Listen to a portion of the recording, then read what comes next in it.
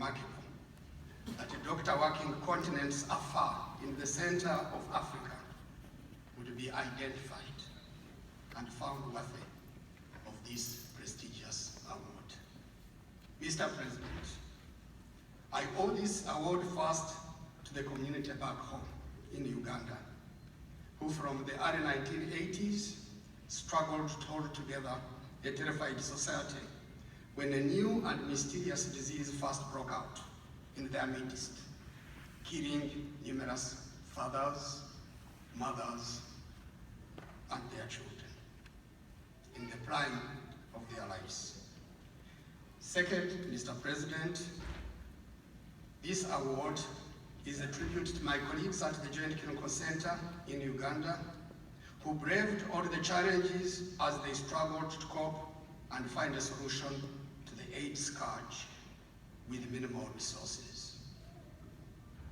Third, the award recognizes the moral and technical support from local and international partners, including this university, Mr. President, who include scientists, social workers, activists, humanitarian organizations, people living with HIV, and others who joined in the fight against a pandemic that killed 30 million people in Africa.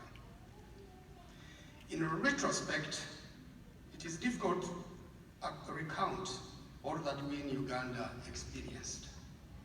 When it all started, I was away in exile during the bad days of Uganda's dictator, President Idi Amin, and the turmoil that followed immediately after his overthrow from power. When I got home in the late 1980s, it was chaotic time of non-stop funerals in towns, in villages across the country. The economic situation had collapsed, and the only booming business was coffin making.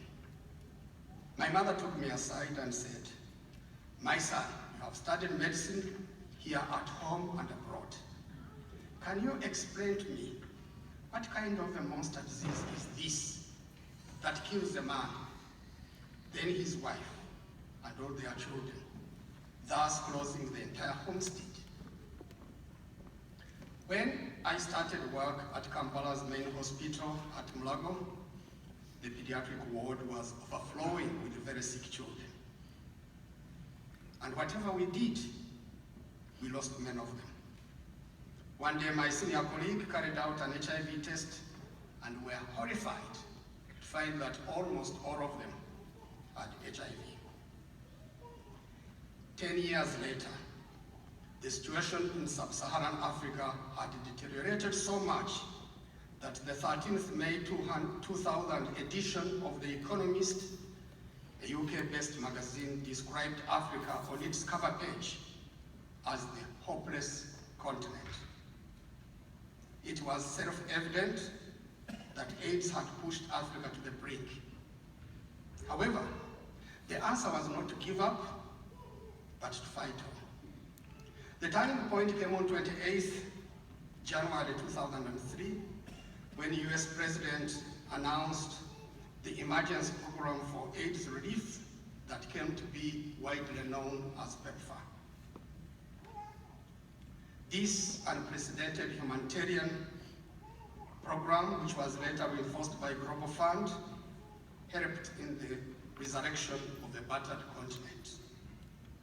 As patients arose from their deathbeds back to their work and taking care of their families, a phenomenon that came to be known as Lazarus syndrome.